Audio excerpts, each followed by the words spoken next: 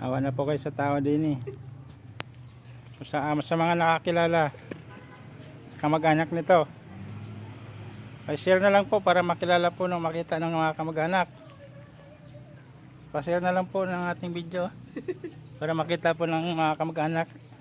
Para ba ito? Nakita po namin din, nangihingi lang siya ng pera para daw makauwi sa kanila. Umiiyak po. Ayan yung pera niya oh. Laki na ng pera. Ayan, pakishare na lang po sa mga nakakilala. Ayok na yan.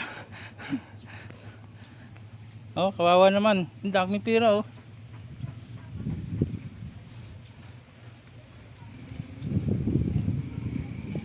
Pakishare na lang po sa mga nakakilala ng mukha na yan oh. Bay, taga saan ka?